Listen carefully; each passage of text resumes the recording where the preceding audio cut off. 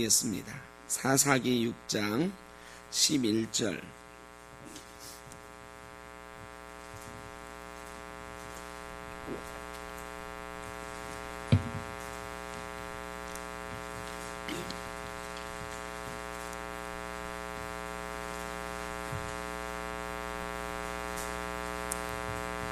사사기 6장 11절에서 24절입니다.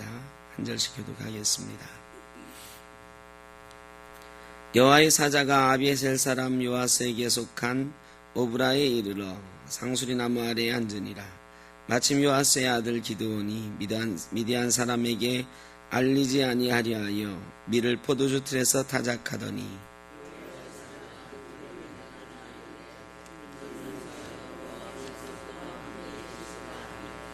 기드온이 그에게 대답하되 오 나의 주여, 여호와께서 우리와 함께 계시면 어찌하여 이 모든 일이 우리에게 일어났나이까? 또 우리 조상들이 일찍이 우리에게 이르기를 여호와께서 우리를 애굽에서 올라오게 하신 것이 아니냐 한 그 모든 이적이 어디 있나이까? 이제 여호와께서 우리를 버리사 미디안의 손에 우리를 넘겨주셨나이다 하니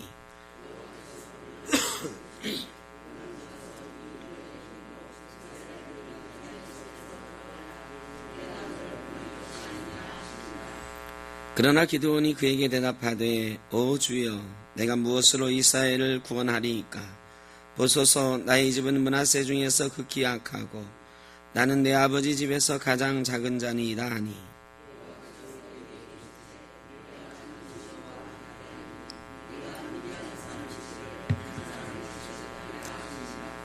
기드온이 그에게 대답하되 만일 내가 주께 은혜를 얻었사오면 나와 말씀하시니가 주 되시는 표징을 내게 보이소서.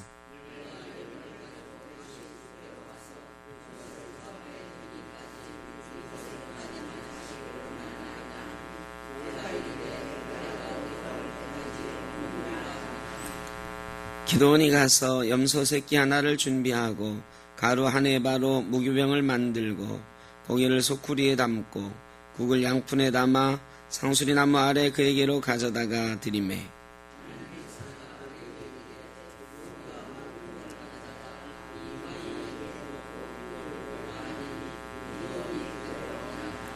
여호와의 사자가 손에 잡은 지팡이 끝을 내밀고 고기와 무교병에 대니 불이 바위에서 나와 고기와 무교병을 살랐고 여호와의 사자는 떠나서 보이지 아니한지라.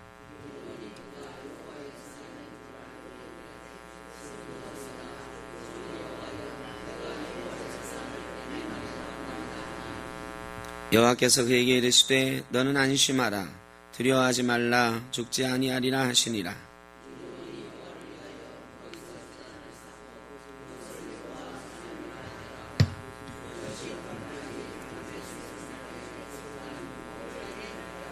아멘. 여러분은 자신을 소개할 때 뭐라고 소개하십니까? 옆에 사람에게 자기를 딱 한번 소개해 보세요. 뭐라고 소개하십니까? 우리나라 사람은 좀 겸손해가지고 자기를 소개하는 일을 잘 못해. 그저 나는 누구입니다 하면 끝이죠. 누구 엄마라고 하든지.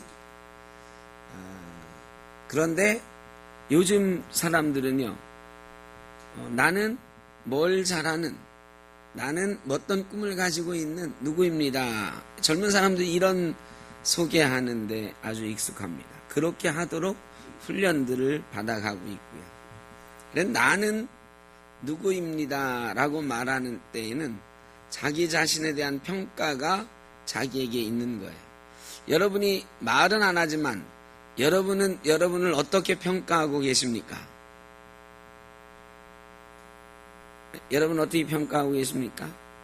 우리 샘터교회에서 나는 우리 샘터교회 없어서는 안 되는 누구누구입니다. 이렇게 혹시 생각하고 계십니까?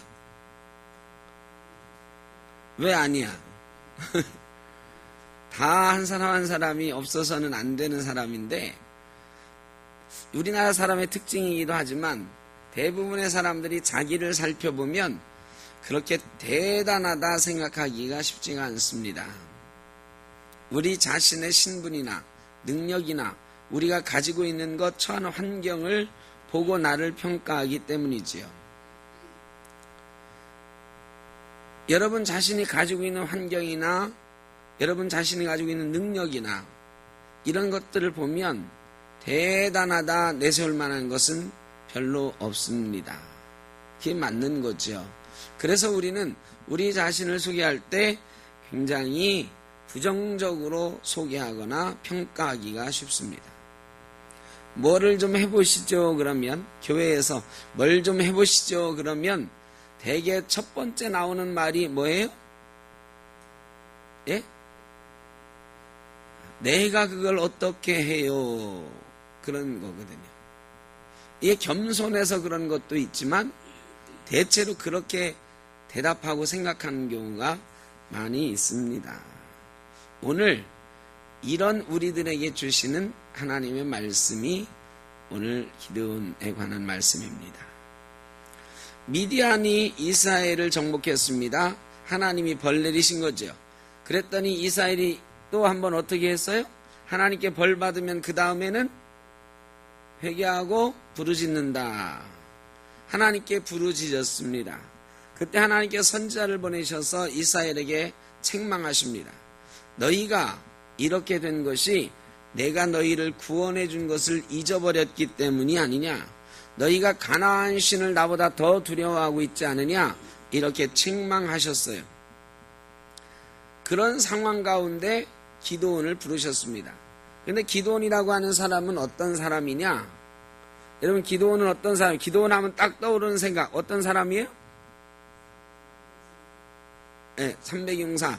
그거는 이제 그런 일을 한 사람이고, 양털 가지고 기도한 사람. 어떤 사람, 무슨 일을 한 사람 말고, 기도온 그러면 어떤 사람, 기도하는 사람, 또 장군, 용맹한 사람, 뭐 이렇게 생각을 하시는데, 기도온은 원래 그런 사람이 아니에요. 기도온은 한마디로 말하면 겁쟁이 기도온이에요. 겁쟁이 기도온. 기도온을 하나님이 부르실 때에 기도온이 뭘 하고 있었냐면 밀타작을 하고 있었는데, 밀타작을 어디서 하고 있었어요? 성경을 우리가 다 같이 읽었지만 기억이 안 나시죠? 11절에 보면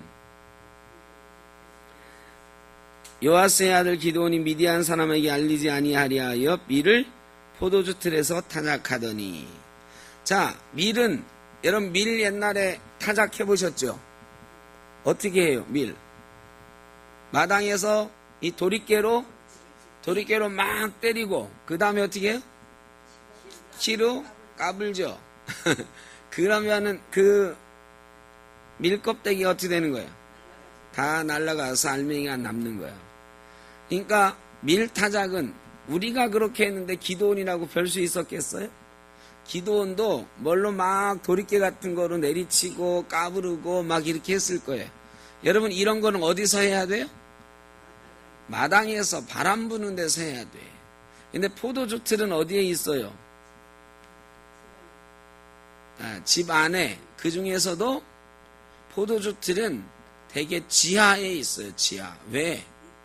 포도주를 짜가지고 저장하는 창고가 다 어디 있냐면 지하에 저장한, 땅속에 저장하는 거거든요.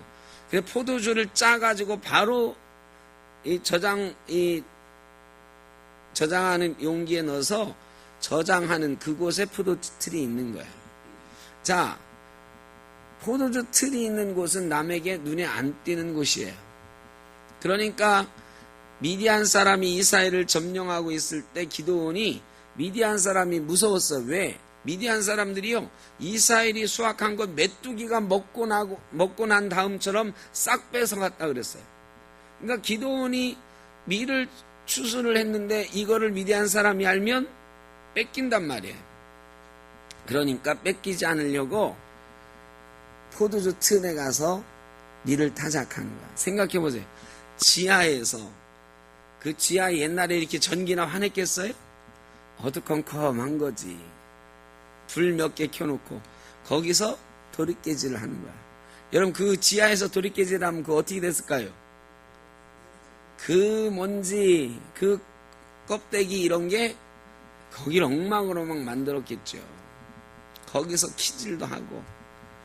그걸 왜 그랬느냐? 이유는 단 하나. 누가 겁이 나서? 미디안 사람이 겁이 나서 그런 거예요. 겁이 나서. 우리는 기드온 그러면 300명 가지고 13만 5천의 미디안 사람들과 싸운 위대한 용사를 생각하지만 기드온의 원래 모습은 이런 겁쟁이였어요. 그저 자기 밀 뺏기지 않으려고 그 포도주 틀, 그 어두컴컴한 지하에서 밀을 타작하는 겁쟁이 농부에 불과했다. 현재 우리의 모습도 그런 경우가 많이 있습니다. 여러분 성경에도 그런 사람들이 많이 있습니다. 모세를 보세요. 여러분 모세는 어떤 사람입니까? 모세 그러면 딱 뭐가 떠올라요? 지도자, 위대한 지도자죠. 그런데 모세는 원래 어떤 사람이었어요? 처음에는 무모한 사람이었어요. 자기 뜻을 가지고 왕자니까 한 대 패도 별 문제 없으리니 생각하고 패 죽인 사람, 사람을 패 죽인 사람, 자기 힘을 믿는 사람이었어요. 근데 그게 들통나니까 어땠어요? 도망가가지고 어떻게 했어요? 40년을 숨어 살았어요. 미디안 광야에서. 오늘 미디안 사람이 쳐들어온 이 동방의 미디안에 가가지고 40년을 숨어 살았어요.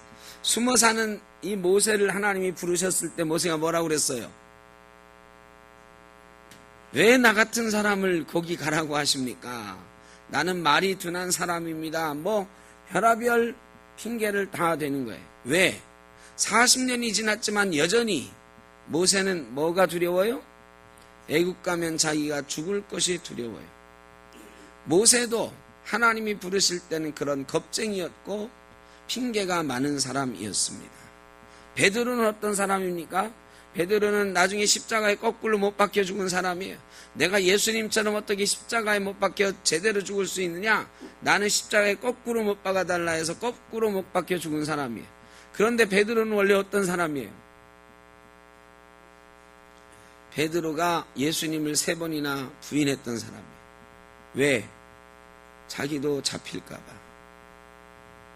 그런 겁쟁이였어요. 여러분, 그런 겁쟁이들을 하나님이 부르시는 거예요. 하나님이 준비된 사람을 부르시는 경우는 별로 없습니다. 아직 준비되지 않았지만 겁쟁이이지만 하나님이 보시기에 저놈 마음은 내가 믿을 만하다. 저놈 마음은 쓸만하다. 이런 사람을 부르시는 것입니다. 저놈은 한 번 나한테 마음을 주기가 어려워서 그렇지 나한테 한 번 마음을 주면 나를 배신할 놈이 아니다. 여러분 능력을 보는 것이 아니라 그 사람 마음의 중심을 보는 줄로 믿습니다. 하나님께서 다윗을 부르실 때도 그랬잖아요. 사무엘이 다윗의 형제들을 다 봐도 하나님이 아니라고 그래. 근데 어린애인 다윗을 이 막 갓 청년이 된 다윗을 보니까 계집애 같고 연약해 보이고 얘는 아니다 하고 제껴놓으려고 하는데 하나님이 뭐라고 그래요? 내가 택한 애가 바로 걔다.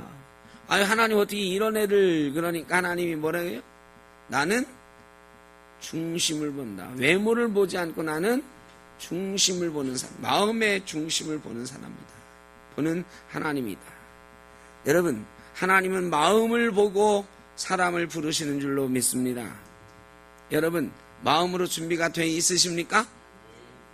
마음이 준비되어 있느냐가 문제지 내가 지금 가지고 있는 것이나 내 형편이 어떤 사람이냐가 아니라는 거예요.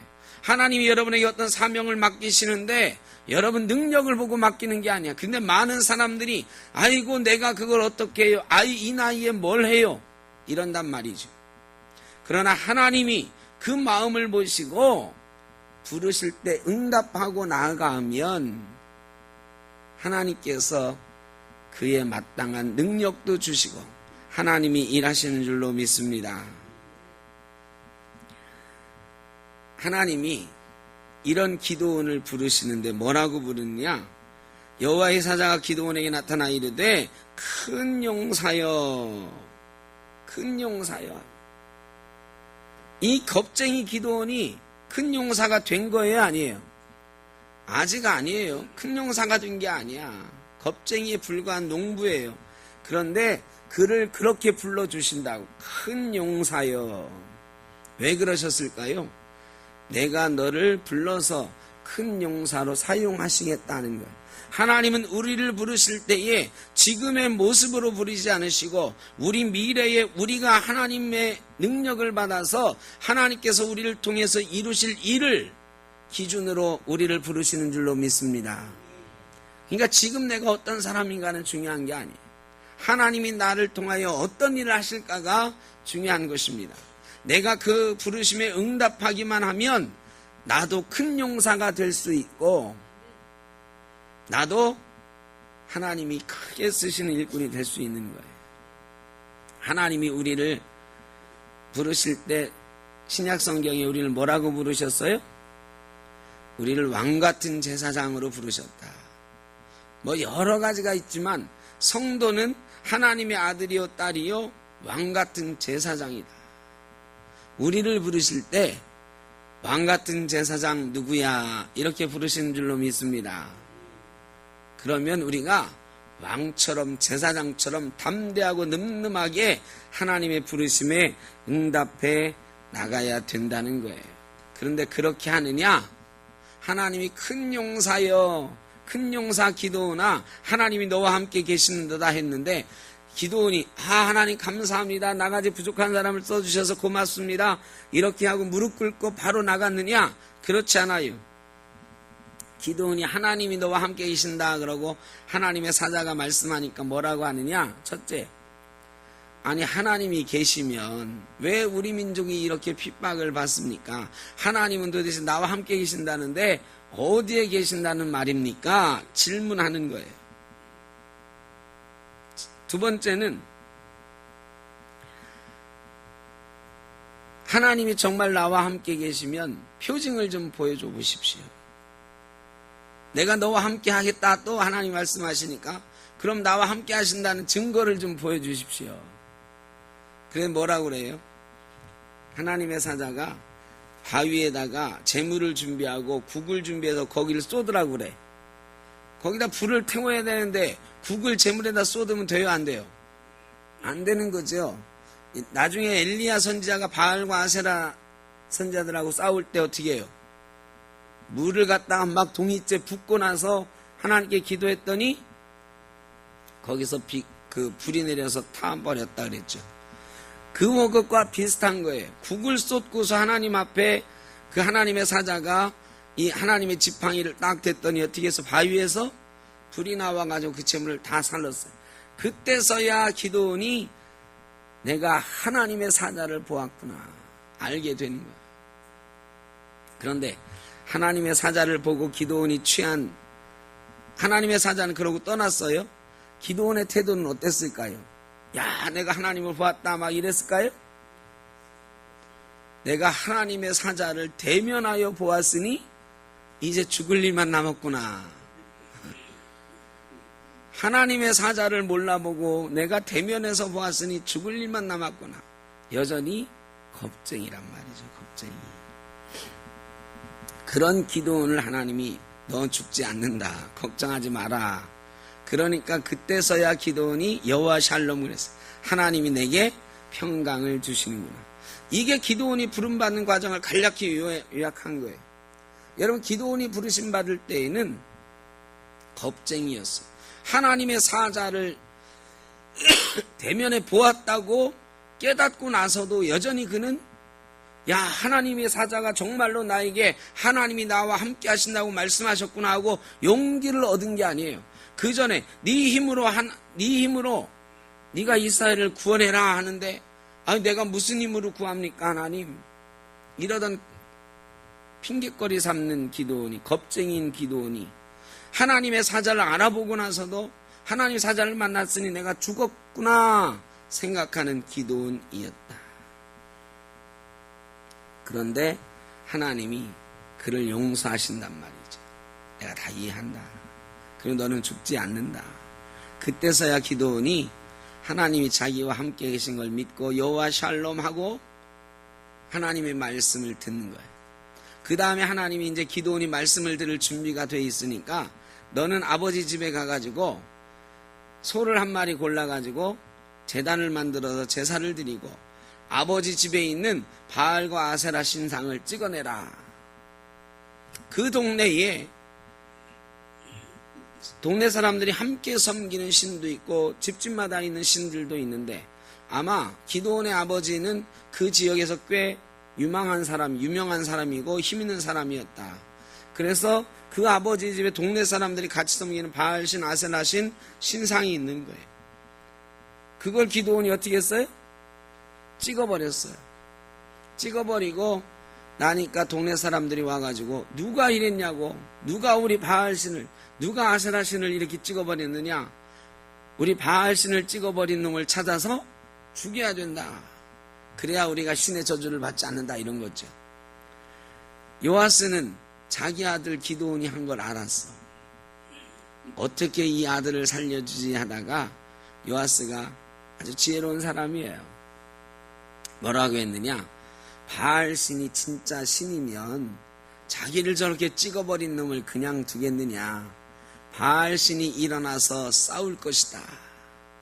그러니까 우리가 누가 했는지 뻔히 다 아는데, 기도원이 했다는 건 아는데, 그래 내 아들 기도원이 했다고 치자. 그래 했을지 몰라. 그런데 바알신이 진짜 신이면 자기를 저렇게 모욕 준 내 아들 가만두겠느냐? 니들이 안 죽여도 내 아들은 죽는다. 바알신이 진짜면. 그래 바알신이 어떻게 기도원과 싸우는지 보자 한 거죠. 그때부터 기도원이 여룻바알이다, 바알과 싸우는 사람이다 하는 별명을 얻게 됐습니다. 자, 하나님이 미디안과 싸울 군사를 모집하라고 먼저 명령한 게 아니에요. 제일 먼저 기도원을 부르시고 하나님이 기도원에게 명령하신 일은 뭐냐? 자기 집안에 있는 우상을 찍어내라 하는 거예요. 여러분, 하나님의 일을 함에 있어서요, 내가 어떤 준비를 하고 어떤 그 일을 위해서 무엇을 가져야 되느냐, 이게 중요한 게 아니에요. 내가 구역장을 하고 성가대를 하고 교사를 하고 여러 교회의 사역을 봉사하는데 그때 필요한 것이, 하나님이 제일 먼저 원하시는 것이 뭐냐? 내 속에 있는 우상을 제거하는 것입니다. 나는 많이 배웠으니까 교사할 수 있어, 이게 우상이야. 그거를 찍어내라는 거예요. 나는 노래를 잘하니까 성가대 잘할 수 있어. 천만의 말씀이에요. 성가대는 노래 잘하는 사람이 하는 게 아닙니다. 성가대는 합창단을 만들기 위한 게 아니에요. 물론 아름다운 소리로 하기 위해서 우리가 최선을 다합니다만, 성가대를 하기 위한 제일 첫 번째는 마음이 준비되어야 되는 것이다. 마음이 찬양할 만한 준비가 되어 있는 사람이 성가대석에 서야 된다. 아이들을 사랑하고 품에 안을 수 있는 사람이 교사가 되어야 된다. 여러분, 그런 마음이 없이 교사를 하고 찬양대를 하고 또 교회에서 여러 중직들을 맡아가면 반드시 사고가 납니다. 내가 노래 잘하니까, 내가 뭘 잘하니까, 내가 공부를 많이 했으니까 이런 사람들이 사고를 쳐요. 왜? 뭘로 하려고 하니까? 자기 내면에 있는 우상을 섬기면서 일하려고 하는 겁니다. 내가 공부 잘했으니까 이게 우상이에요. 내가 노래 잘하니까 이게 우상이에요. 내가 뭘 잘하니까 이게 우상이에요. 여러분, 대개 교회에서 봉사를 맡길 때는 달란트가 있는 사람을 맡기긴 하는데, 그보다 더 중요한 것은 뭐냐? 내 마음의 우상을 깨뜨리는 거예요. 나는 못해, 이것도 우상이에요. 나는 안 배웠으니까 교사 못해. 아유, 나는 늙었으니까 교사 못해. 이것도 우상입니다. 하나님이 쓰실 때에는 나는 못해, 이 우상을 깨뜨리고 하나님 앞에 나가야 되는 줄로 믿습니다. 하나님이 부르시면 그 우상을 깨뜨리고 나가는 거예요. 그 사람을 통해서 큰 용사를 만드시고 위대한 구원의 역사를 이루어 가시는 것입니다.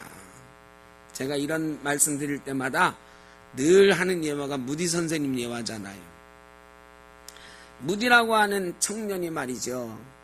와가지고 교사를 하겠다고 떼를 쓰는데 목사님이 보니까 얘는 초등학교도 겨우 다니다가 말았고 이제 나이는 18살밖에 안 됐는데 교사를 하겠다고 떼를 쓰는데 앞만 봐도 얘는 교사를 할 능력이 안 되는 거예요. 그래, 안 돼. 넌 조금 더 큰 다음에 와. 뭐 이런 속으로는 야, 너 같은 무식쟁이가 어떻게 애들을 가르치니 이런 거지. 무디가 하도 와서 조르니까 어떻게 했어요? 의자 2개 딸랑 줬다. 의자 2개. 이런 큰 의자도 아니에요. 딸랑 의자 2개 주고 내가 너를 교사로 임명한다. 대신 학생은 없고 학생이 앉을 의자 2개 주고 반도 안 맡기는 거지. 그러니까 교사 타이틀만 주고 애들도 안 주고 교사하라는 거지. 근데 무디는요 너무너무 좋았거든. 드디어 내가 교사가 됐다.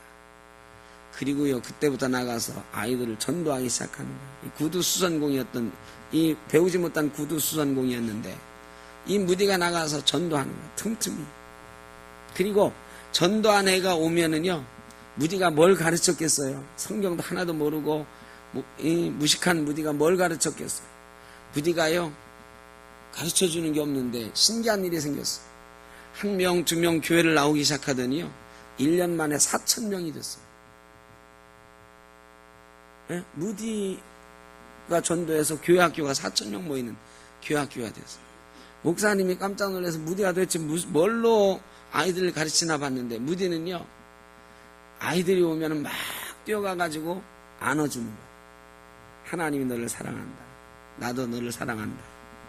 그러면서 성경을 짤막하게 가르치는 거지. 성경을 뭐 많이 모르니까 하나님이 너를 사랑한다. 하나님이 너와 함께 계신다. 안아주고 아이들이 그게 좋아가지고요. 구름처럼 밀려드는 거야. 그리고 그가 기독교 역사상 가장 위대한 부흥사가 되었어요.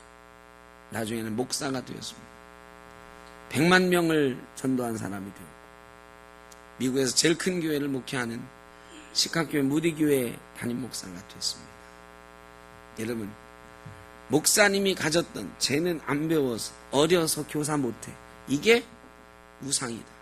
우리에게 우상이 있어요. 나는 안 돼 하는 우상, 너도 안 돼 하는 우상도 있을지 몰라요. 너는 안 돼. 아우 너처럼 노래 못하는 사람이 뭔 성가대를 한다고, 너처럼 공부도 안 한 사람이 뭔 교사를 한다고, 이런 우상이 우리에게도 있을지 몰라요. 그런데 이런 우상을 먼저 깨뜨리라는 거예요. 이 우상을 깨뜨리고 하나님의 부르심에 응답하라는 것입니다. 그러면 하나님이 그 사람을 큰 용사로 쓰신다는 것입니다.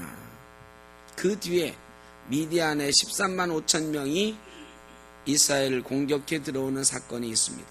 그때서야 기드온이 하나님 앞에 미디안과 나와 싸우라 하는데요. 이런 경험을 했음에도 불구하고 여전히 기드온은 겁쟁이에요. 미디안 13만 5천 명이 쳐들어왔는데 이제 내가 떨쳐 일어나서 나가야 되잖아요. 하나님의 영이 기드온에게 임했어. 기드온이 영이 충만해가지고 싸워 나가야 되는데 문득 걱정이 되는 거지. 하나님이 진짜로 나와 함께 하시는 거 맞지요? 성령이 막 임했는데도 내가 너와 함께 하는 거 맞지? 그러면 증거를 한 번 더 보여주세요. 그래 어떻게 해요? 양털을 이렇게 모아놓고 하나님이 나와 함께 계시면 이슬이 양털에만 내리고 이 주변 땅은 바짝 말라있는 채로 그냥 있게 해주십시오. 그 다음날 일나 보니까 정말로 양털에는 이슬이 가득 묻어서 짜니까 이 한 대접이 나올 만큼 이슬이 많았어요. 근데 주변 땅은 바짝 말라 있었다. 그쯤 되면 기드온이 야 하나님이 정말로 나와 함께 하시는구나 하고 나갔을 것 같잖아요. 그런데 기드온이 하나님 한 번만 더, 지금 세 번째 한 번만 더 나를 용서하시고 들어주십시오. 뭐냐, 이번에는 거꾸로 양털에는 이슬이 안 맺히고 주변에만 이슬이 가득하게 해주십시오. 하나님이 다 들어주셨어요. 여러분 우리가 부르심을 받은 이후에도, 영적으로 충만함을 입은 이후에도 우리의 내면은 이렇게 겁쟁이입니다. 우리의 내면에는 겁이라고 하는 우상이 있고 두려움이라고 하는 우상이 있어요. 그리고 하나님 앞에 우리도 하나님을 시험할 때가 있고 질문할 때가 있습니다. 그런데 하나님이 다 받아주시고 우리를 한번 쓰기로 하셨으면 어떻게든 하나님은 쓰시는 분인 줄로 믿습니다. 그리고 하나님이 기드온을 통해서 이 미디안 군대를 물리치는 장면이 이제 7장에 이어서 나오는 거죠. 여러분, 하나님이 기드온을 부르셨던 것처럼 우리를 부르신 것입니다. 우리가 잘난 것이 있어서 부른 것이 아니에요. 우리는 보잘것없는 존재였지만 하나님이 쓰시겠다 우리를 부르셨어요. 지금도 우리를 바라보면 별로 보잘것이 없어요. 저도 요새 아주 죄송스럽습니다. 이 설교를 아무리 잘 준비하면 뭐해, 이 목소리가 안 나와서 전달을 못 하는데 아주 괴로워요. 그런데요, 하나님이 저같이 목소리가 안 좋은 사람도, 목이 안 좋아서 조금만 무리하면 목이 이렇게 쉬고 막 성대에 결절이 생기고 이런 사람도 하나님이 쓰시겠다고 부르신 거예요. 여러분도 마찬가지예요. 조금만 하려고 하면 어렵고 힘든 일들이 많이 있어요. 그러나 하나님은 지금도 우리를 부르고 계십니다. 큰 용사여 기드온을 부르셨던 것처럼 큰 성도여, 왕같은 제사장이여 하고 우리를 부르고 계십니다. 그 말씀에 응답하고 기드온처럼 하나님 놀라운 역사를 이루어가는 저와 여러분 되시기를 바랍니다. 기도하겠습니다. 사랑의 아버지 하나님, 참으로 감사합니다. 죄로 인해 죽을 수밖에 없었던 저희를 부르신 것을 감사합니다. 구원받은 백성 되게 하셔서 하나님의 아들, 딸 되게 하셔서 이렇게 예배의 자리에 있게 하셨는데 그도 부족하여 저희를 목사로, 장로로, 권사로, 집사로, 성도로, 찬양대원으로, 교사로, 또한 여러 가지 교회의 일을 감당하는 사람으로, 예배자로 사용하시니 감사합니다. 하나님, 저희는 부족해서 때때로 하나님의 부르심 앞에 나는 부족합니다, 나는 연약합니다 말하며 변명하고 핑계댑니다. 아버지 하나님, 우리에게 하나님의 영이 충만하게 하셔서 하나님이 우리와 함께 하시는 것을 깨닫게 하여 주시고 하나님의 부르심에 응답하면 하나님이 나를 큰 도구로 사용하시는 것 믿고 담대하게 기드온처럼 응답하며 나갈 수 있게 하여 주옵소서. 기드온도 실패했고 기드온도 실수했고 부르심에 주저할 때가 있었습니다. 우리의 연약함을 부끄러워하지 않게 하시고 이제라도 우리의 나이와 환경과 여러 조건들을 핑계하지 않고 하나님이 쓰실 만한 도구로 하나님 앞에 응답하며 나갈 수 있도록 주님 은혜 더하여 주옵소서. 세상을 살아갈 때에도 승리하게 하시고 예수 이름 가지고 왕같은 제사장으로 설 수 있게 하여 주옵소서. 한옥희 권사님, 위가 안 좋아서 여러 날 고생하고 있습니다. 아버지 하나님, 그 위에 상처받은 부분 치료하여 주시고 먹을 것을 먹을 수 있게 하시고 소화할 수 있게 하여 주시고 회복할 수 있게 하여 주옵소서. 우리 샘톡교회에 여러 가지 슬픔 당한 이들, 또한 육신이 연약하여 병원에 다니는 이들, 치료받는 이들, 검사하는 이들 많이 있습니다. 하나님 위로하여 주시고 치료하여 주시고 강건한 모습으로 세상을 이기며 주님 앞에 영광 돌리는 삶이 되게 하여 주옵소서. 이제는 우리 주 예수 그리스도의 크신 은혜와 아버지 하나님의 무한하신 사랑하심과 성령의 인도하심이 기드온처럼 겁이 많고 나약한 사람이지만 하나님 부르셔서 사용하실 때에는 하나님이 함께 하심으로 놀라운 죄를 감당할 수 있는 줄 믿고 부르심에 응답하기를 소원하는 주님 부르심에 응답하며 나아가는 모든 샘톡교회의 성도님들과 이 자리에는 모든 주의 사랑하는 자녀들 머리 위에 가정과 일터 위에 함께 하시기를 간절히 축원하옵나이다. 아멘.